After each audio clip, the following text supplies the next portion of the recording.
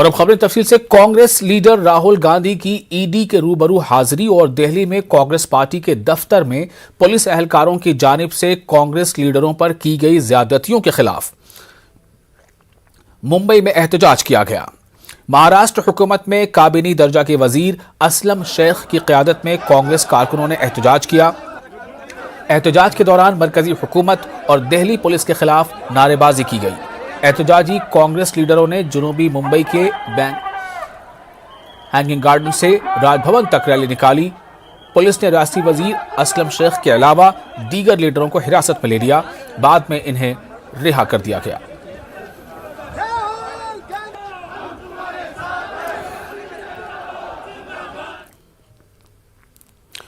और वहीं अकोला में कांग्रेस अक़लियती सेल की जानिब से जिला कलेक्टर को एक मेमोरेंडम पेश किया गया, जिसमें पैगंबर इस्लाम मोहम्मद सल्लल्लाहु अलैहि वसल्लम की शान में नाजेबा अल्फाज इस्तेमाल करने वाली बीजेपी लीडर नुपुर शर्मा के खिलाफ कार्रवाई की मांग की गई।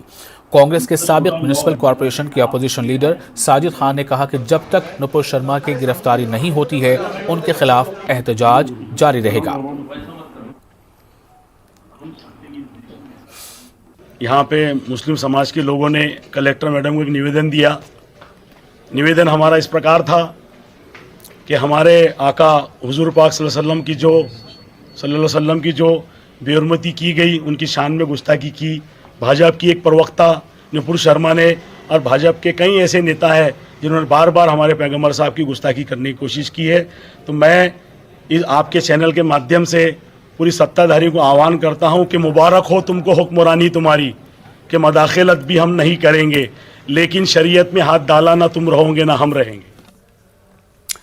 शान रिसालत में गुस्ताखी के खिलाफ गम और गुस्सा बढ़ता ही जा रहा है। बाबा साहब अम्बेडकर के पोते और वंचित बहुजन अघाड़ी के सदर प्रकाश अम्बेडकर ने कल नुपुर शर्मा की गुस्ताखी के खिलाफ और इसकी गिरफ्तारी के मुतालबे को लेकर मुंबई पायकला के मदनपुरा से आज़ाद मैदान तक मोर्चा निकालने का ऐलान किया है, लेकिन पुलिस ने इस एहतजाजी रैली को इजाज़त नहीं दी है।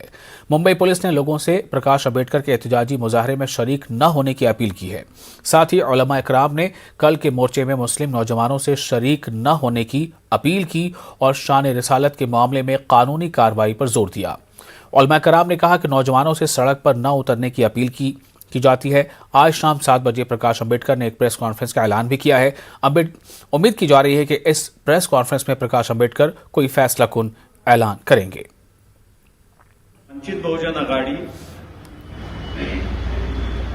मुंबई की ओर से मोहम्मद पैगंबर के खिलाफ जो गुस्ताखी की एक भव्य रैली आयोजित की है। 17 जून को यह रैली है। दोपहर के 2 बजे यह रैली शुरुआत होगी। मदनपुरा से शुरुआत होगी, वंचित के ऑफिस के सामने से शुरुआत होगी और आजाद मैदान पे जाएगी। इस रैली की मांग है जिन्होंने गुस्ताखी की है उनको गिरफ्तारी करें, कि मैं खुद वहां पर रैली में उपस्थित हूं। इंसानियत और भाईचारा को मानने वाले सभी जन वहां पर उपस्थित हो। मुस्लिम समाज से आग्रह है कि वो भी इस रैली में शामिल हो। 17 तारीख के रैली के बारे में जो मैसेजेस घूम रहे हैं, ऐसे किसी भी रैली को मुंबई पुलिस की तरफ से कोई भी परमिशन नहीं दी गई है। मुंबई पुलिस चौकन्ना है, अपने वेल प्रिपेयर्ड है और यहाँ के अमन और शांति बरकरार रखने के लिए हमारी कोशिश पूरी जारी है। और इसमें हमने सभी उलेमा, सभी मौलाना साहब को भी रिक्वेस्ट की है और उन्होंने भी हमको पूरा विश्वास दिलाया है कि वो यह मैसेज वो ज़्यादा से ज़्यादा नौजवान और मुस्लिम भाई हैं हमारे उनके तक पहुँचाएँगे और यहाँ का अमन का जो माहौल है वो वैसा ही रहेगा। इसके लिए वो भी हमारे साथ जुटकर अपना योगदान देंगे। लोगों से यही अपील करेंगे, अइम्मा मसाजिद से, उलमाए कराम से, कि लीगल एक्शन करें।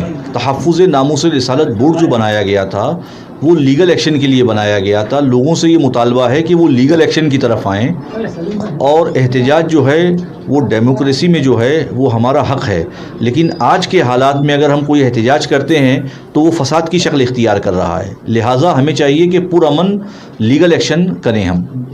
नौजवानों को क्या मैसेज देना चाहते नौजवानों को यही मैसेज देना चाहते हैं कि कानूनी चाराजोई करें, लीगल एक्शन करें, पुलिस स्टेशनों में जाके कंप्लेंट दर्ज कराएं।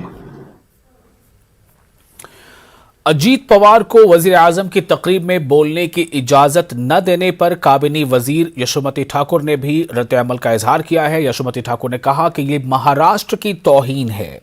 उन्होंने कहा कि वजीर राब्ता का अपना एक मर्तबा होता है और इसे अपने हल्के की बात रखने का पूरा हक होता है।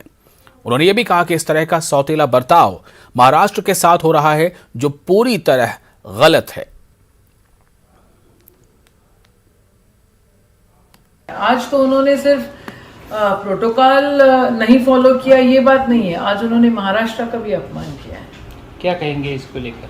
आप खुद एक पालक मंत्री हो। पालक मंत्री का प्रोटोकॉल, पालक मंत्री सारी चीजें देखता है, वहाँ का पालक होता है, तो उनको तो उनके विचार रखने की अधिकार तो है ही। ऊपर से हमारे उप मुख्यमंत्री है, वहाँ पे मुख्यमंत्री का रिप्रेजेंटेशन वहाँ पे हो रहा है। महाराष्ट्र को ऐसी दूजाभाव की जो हमेशा ही मोदी जी के तरफ से हमें सेकेंडरी पोजीशन जो मिलती है वो तो गलत है। और अजीत पवार को वज़ीर आज़म की तकरीर में बोलने की इजाज़त न देना बहुत तकलीफ देह है और महाराष्ट्र की तौहीन है। इन ख्यालात का इजहार एनसीपी लीडर व रुकन पार्लियामेंट सोले ने अमरावती में किया। सुप्रिया सुले इन दिनों विदर्भ के दौरे पर हैं और अपने दौरे के दौरान वो अमरावती पहुंची थी, जहां उन्होंने सहाफ़ियों से गुफ्तगू करते हुए मोदी हुकूमत को तनकीद का निशाना बनाया। उन्होंने कहा कि अजीत पवार के दफ्तर से दरख्वास्त की गई कि अजीत पवार को वज़ीर आज़म मोदी के प्रोग्राम में बोलने की इजाज़त दी जाए, लेकिन उन्हें बोलने की इजाज़त नहीं दी गई। ये चौंका देने वाली बात है कि हमारे नायब वज़ीर आला अजीत पवार को बोलने की इजाज़त नहीं दी गई, जिन्होंने वज़ीर आज़म का इस्तकबाल किया, लेकिन उन्हें महाराष्ट्र के मसाइल पर बोलने की इजाज़त नहीं दी।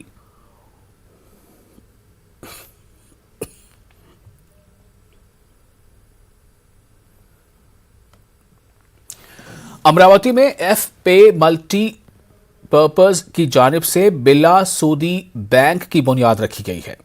इस बैंक का इफ्तिताह ऑल इंडिया मशाइख बोर्ड के सदर सैयद मोहम्मद अशरफ और काबिनी वजीर यशोमती ठाकुर के हाथों अमल में आया।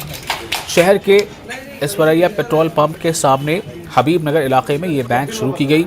इस मौके पर बैंक के डायरेक्टर मोहम्मद फैजान ने बताया कि ये बिला सूदी बैंक एक फाइनेंस कंपनी की तरह है, जिसका मकसद छोटे कारोबारियों को बिला सूद कर्ज फराहम करना है। इस बैंक से गरीबों को हेल्थ इमरजेंसी और तालीम के लिए बिला सूदी कर्ज दिया जाएगा। डायरेक्टर मोहम्मद फैजान ने बताया कि कोरोना दौर के तजुर्बे के पेश नज़र उन्होंने ये फैसला लिया है। कंपनी की तरफ से ज़्यादा लोगों को सेहत तालीम के लिए बिला सूद यानी बगैर सूद के कर्ज फराहम किया जाएगा। तो मैं आप सभी अमरावती वासियों से निवेदन करता हूं कि आप इस बैंक में एक बार ज़रूर तशरीफ़ लाएं, ज़रूर शिरकत करें और अपना अकाउंट वगैरह ओपन करके हमको सेवा का मौका दें। इमरजेंसी और एजुकेशन पर्पस के लिए हम लोगों का ऐसा सोचना है कि हम ये दोनों चीज़ों के लिए विदाउट इंटरेस्ट यानी किसी किस्म का हम कोई सूद इंटरेस्ट नहीं लेंगे, ताकि इसमें लोगों को बहुत जगह हम लोगों ने देखा है कि बहुत से बच्चे अपनी पढ़ाई छोड़ देते हैं। उसका रीज़न होता है कि एजुकेशन के लिए उनके पास पैसा नहीं होता और इंटरेस्ट रेट ऑफ इंटरेस्ट वगैरह के लिए हमारे यहाँ बहुत ज़्यादा रेट ऑफ इंटरेस्ट होता है। तो इसलिए हम लोगों का ये प्लानिंग है कि हम लोग without any interest education purpose के लिए और हेल्थ इमरजेंसी, अगर किसी को दवाखाने वगैरह का कोई अगर इमरजेंसी आती है तो उसके लिए हम लोग गोल्ड लोन देंगे, उसमें किसी किस्म का कोई इंटरेस्ट नहीं होगा। यही हम लोगों का मकसद है। और जो भी यहाँ पर अकाउंट्स वगैरह ओपन करते हैं उनको डेली सर्विस यानी सुबह 10 बजे से लेकर शाम 7 बजे तक के सारी सर्विस उपलब्ध कराई जाएगी। इसमें लोग यहाँ से NEFT, RTGS वगैरह भी कर सकते हैं। किसी भी अन्य बैंक से यहाँ से पैसे भेजे जा सकते हैं, किसी भी अन्य बैंक से पैसे बुलाए जा सकते हैं। ये सारी सर्विसेज यहाँ पर उपलब्ध है। इसके अलावा ये बैंक हर दिन शुरू रहेगी, रविवार के अलावा हर शनिवार को भी बैंक शुरू रहेगी और बाकी सभी दिन सुबह 10 बजे से शाम 7 बजे तक के आपकी सेवा में। और स्कूली तलबा और तालिबात के दस्तावेजात की छोटी छोटी खामियों को दूर करने और तालीम के लिए दस्तावेजात की अहमियत को उजागर करने के लिए रीड एंड लीड फाउंडेशन ने अब स्कूलों में बेदारी मुहिम शुरू कर दी है। फाउंडेशन के सदर मिर्ज़ा अब्दुल क़य्यूम नदवी स्कूलों में पहुंचकर कास्ट सर्टिफिकेट और दीगर दस्तावेजात की तैयारी कैसे की जाती है और ये दस्तावेजात क्यों ज़रूरी है, इस ताल्लुक़ से मालूमात फराहम कर रहे हैं। इस सिलसिले में संजय नगर इलाके में वाक़ अल हुदा उर्दू हाई स्कूल के बच्चों को मालूमात फराहम की गई और उन्हें फौरी दस्तावेजात की तैयारी की हिदायत दी गई। स्कूल की सदर मौलमा का कहना है कि तलबा के मुस्तकबिल के लिए ये बुनियादी काम है। हम तेल ही हमारे दादा तेल बेचते थे। देखिए, हम अभी पूरे 1 जून से हमने मुहिम शुरू की थी कि दस्तावेज़ात डॉक्यूमेंटेशन की दुरुस्ती के बारे में स्कूल शुरू होने से पहले बच्चे अपने पेपर डॉक्यूमेंट जरूर कर ले। इसमें ख़ास तौर से बर्थ सर्टिफिकेट है, उसके साथ जो बच्चों को स्कूल कॉलेज की जो पेपर लगते हैं जैसे इनकम है, सर्टिफिकेट रहवासी है, डोमिसाइल है, नेशनलिटी है, ये हमने मुहिम चलाई थी घर घर गली गली जाकर। अब स्कूल में हमने शुरू की है कि स्कूल शुरू होने वाला है, इसके लिए बच्चों को डॉक्यूमेंट्स क्या लगते हैं। आज हमने बहुत सी हमारे मुसलमानों की 90% आबादी OBC में आती है, NT में आती है, ST में आती है।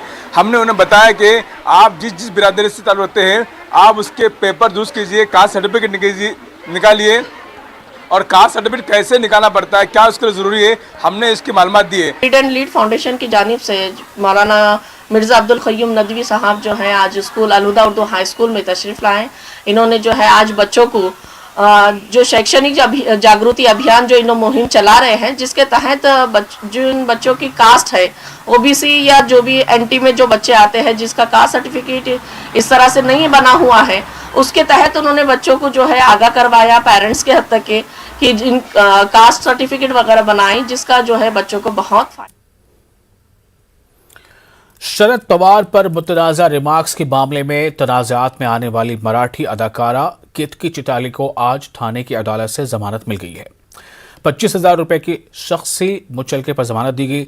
वाज़ेह है कि यह मामला 2020 का है, जबकि 2021 में यह मामला सामने आया था। अदाकारा के वकील योगेश देशपांडे ने यह बात बताई। वकील योगेश देशपांडे ने बताया कि रबाड़े पुलिस स्टेशन में यह मामला दर्ज हुआ था। रबाड़े पुलिस स्टेशन में जो 2020 के पोस्ट पे 2021 में एक रबाड़े पुलिस स्टेशन में एट्रॉसिटी का केस फाइल हुआ था केतकी चिटले के अगेंस्ट, तो उस मैटर में अभी ज़मानत मिली है। 25,000 के सॉल्वेंट श्योरिटी पे ज़मानत मिली है। रेगुलर शर्तें है कि मतलब एविडेंस को टेम्पर हैम्पर नहीं करना, कंप्लेनेंट को किसी भी तरह से कॉन्टैक्ट नहीं करना, देश छोड़ के जाना नहीं, और 25,000 का एक सॉल्वेंट श्योरिटी। जो नेक्स्ट जो है कड़वा पुलिस स्टेशन में जो केस है उसकी सुनवाई जो है 21 जून को है।